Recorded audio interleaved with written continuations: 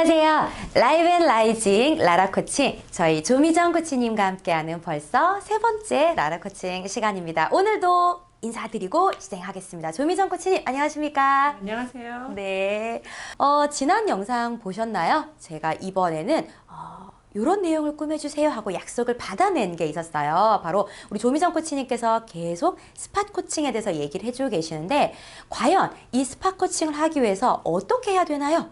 그때 세 가지를 얘기해 주시고 마무리를 하셨는데요. 제가 오늘 자세한 이야기를 또 여쭤보려고 합니다. 그래서 기억나시죠? 지난번에 스팟 코칭을 잘하기 위해서 세 가지 방법이 있다라고 하셨는데요. 그 세 가지 오늘 자세한 말씀을 드려보겠습니다. 첫 번째부터 말씀 부탁드릴게요. 혹시 첫 번째 기억나세요?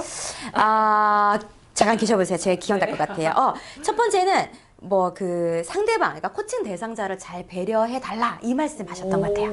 아니 벌써 그거를 아직도 기억을 하고 네, 계세요? 그럼요. 저 라라 코칭 메인 MC입니다. 예. 네, 인정. 예, 맞습니다. 코칭 대상자를 먼저 코칭하기 전에 배려하자라는 말씀을 좀 드렸습니다. 조금 더 자세히 말씀을 좀 드리기 전에 우리 이훈정 코치님께 제가 질문 하나 좀 더 드려도 될까요? 네. 예. 두 번째 편에서 좀 말씀드렸던 것 같은데, 옛날에 조직 생활할 때 혹시 그 야단을 좀 맞긴 했지만 그 중에서도 참 정말 특히 더 기분 나빴고 좀 이해가 안 되는 상황이 좀 있었다면 하나만 소개를 해주실 수 있을까요? 갑자기 여쭤보시니까 막 자세한 건 기억이 안 나는데, 이런 경우는 있었던 것 같아요. 제가 예를 들어서 A라는 업무에 막 몰입하고 있고 급하게 막 이렇게 해결해야 되는데, 갑자기 이제 상사분께서 이제 호출하시는 거죠. 빨리 와야 된대요.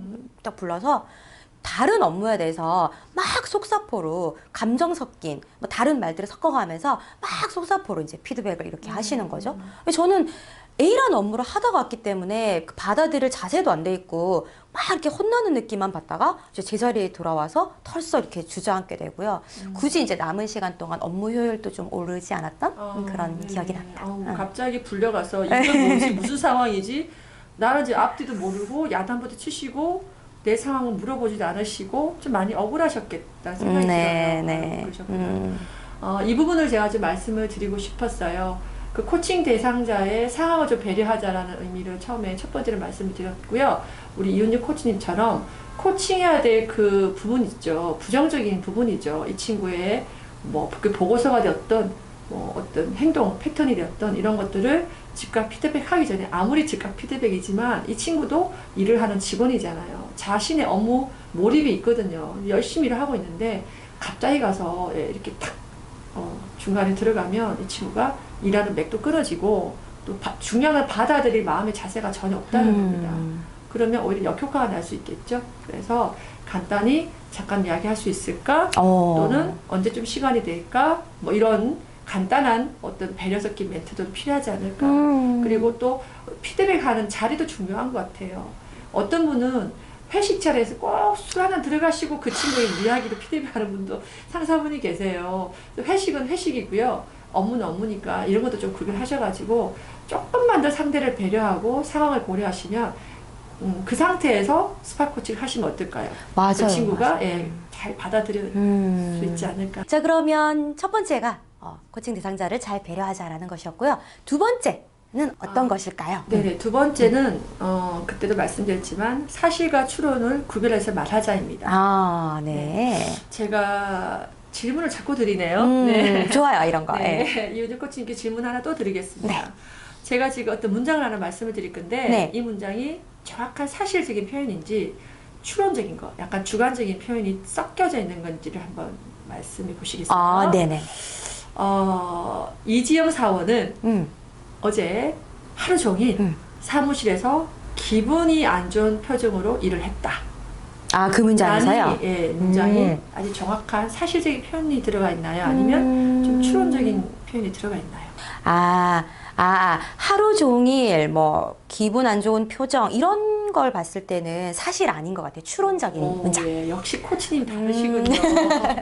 예, 맞습니다. 하루 종일이라는 게 굉장히 주관적인 맞아요. 표현이죠. 그리고 기분이 안 좋다는 것도 제가 볼 때 표현하는 거지 그 친구는 그렇죠. 기분이 안 좋지 않을 수도 있어요. 그렇죠, 그렇죠. 단지 피곤해서 그럴 수도 있는 건데 저희는 이런 것들을 마구마구 쓴다는 거죠. 우리 보통들이 많이 쓰지 않나요? 이런 표현들을? 맞아요, 네, 맞아요. 저도 그렇습니다. 저도 사실은 이거를 어떤 상황이 되면 그냥 감정이 약간 올라오면 특히 더 과장해서 쓰기도 하거든요. 그래서 우리가 평상시에 사실과 추론적인 표현을 막 섞어 쓰다 보니까 이 상대방과 더 마찰이 더 심해지는 것 같아요. 그래서 여러분들이 코칭을 만약에 즉각 피드백, 스파 코칭 하시게 되면 그 해야 될 행동 포인트를 정확하게 표현해 주셔야 됩니다. 그렇군요. 과장하지 마시고 추론하지 마시고 딱 보이는 정도의 객관적인 사실로만 표현하는 게 굉장히 중요합니다. 그렇지 않으면 상대방이 어떻게 느낄까요?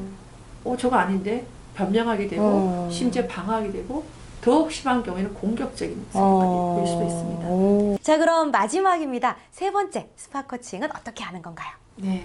가장 중요한 첫 편에서 말씀드렸죠. 스파 코칭은 질문으로 많이 이루어져 있다. 그래서 질문으로 코칭하는 것입니다. 제가 조금 소개를 해드릴게요. 배드민턴을 처음 배울 때 많이 아쉬웠던 점인데요. 배드민턴은 레슨을 일주일에 3번을 받는데 한 번 받을 때 15분입니다. 근데 이거를 정말 잘하고 싶어서 열심히 배우고 있는데 가르치는 코치님이 계시죠? 네, 거기서 코치라는 단어를 쓰는데 이 코치님이 저를 너무 답답해 하세요. 왜냐면 본인은 이미 전문가고 저는 비전문가인데 본인 시각에서 저를 보니까 얼마나 답답해요. 저렇게 안 되나? 라는 시각으로 보시면서 발 좀 빨리 움직여라, 공을 똑바로 쳐라 이런 말을 표정은 막 힘들어서 막 짜증 섞인 얼굴로 막 이야기하세요. 나중에 처음에 듣다가 자꾸 듣다 보면 저는 기분이 어떨까요? 기분 나쁘죠. 아니 내가 예. 뭐 그때 할 것도 아니고 이거 스트레스 풀려 하는데 이 사람 때문에 스트레스를 받는 거예요. 그리고 많이 아쉬웠어요. 그때 제가 스파 코칭을 많이 접하게 될 시점이었어요. 저분이 스파 코칭을 배웠으면 어땠을까? 라는 생각이 든 거예요. 그렇군요. 저런 표현들을 기분 나쁘지 않게 할 수 있는 방법이 없었을까? 네, 그런 생각을 좀 했습니다. 그랬을 것 같아요. 그러면 네. 과연 그 코치님은 어떻게 표현을 하면 좋을까? 스파 코칭이라는 걸 적용을 한다면 아까 질문으로 코칭을 하는 네. 거라고 했잖아요. 만약 제가 그분이었다면 네. 발 좀 빨리 움직여라. 왜 이렇게 공을 똑바로 보고 치세요? 이게 아니라 발을 빨리 움직이려면 어떤 방법을 쓰면 좀 좋을까요? 그렇죠, 그렇죠. 예. 아니면 공을 똑바로 치라가 아니라 혹시 공이 날아오는 게 어떻게 보이세요? 그렇죠. 그러니까 내가 지금 상황을 좀 인식할 수 있게 부드럽게 질문해 주셨다면 내가 내 상황 이렇구나를 스스로 내가 생각하게 되고 판단하게 되고 그러면 이렇구나. 그럼 어떻게 하면 되지? 이렇게 좀 밟아 나가서 내 스스로 행동을 개선하고 기분 나쁘지도 않고 그걸 받아들였을 것 같은데 막 답답해 하시면서 야단을 치시니까 주눅이 들고 더 실수를 하게 되는 거예요. 그래서 이게 바로 마지막 제가 말씀드린 스파 코칭 한 방법인 질문으로 그 사람을 코칭하는 것입니다.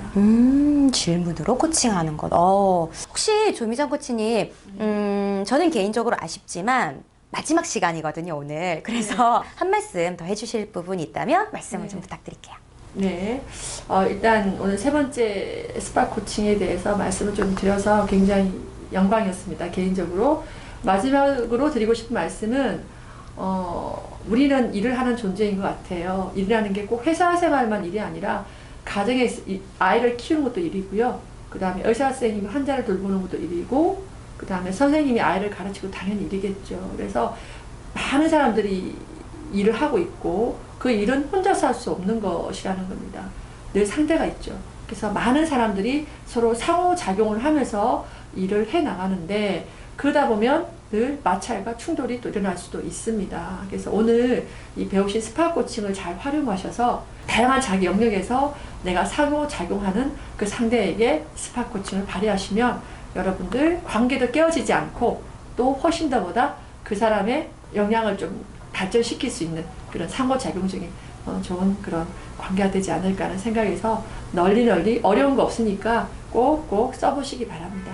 네. 자, 그래서 저희가 지금 3편에 걸쳐서 스파 코칭에 대해서 쭉 이렇게 말씀을 드렸고 마지막으로는 정말 이 스파 코칭을 통해서 좀 서로 상호 협력하에 원하는 방식으로 변화를 꾀할 수 있는 방법이기도 하다라는 멘트로 마무리를 해주셨습니다.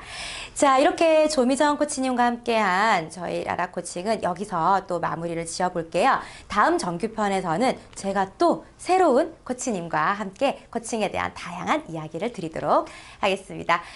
저희 한국경영코칭연구원의 라라코칭은 이렇게 코칭에 관련된 다양한 주제로 여러분을 계속 뵙고 있으니까요. 많이 성원해 주시기 바랍니다.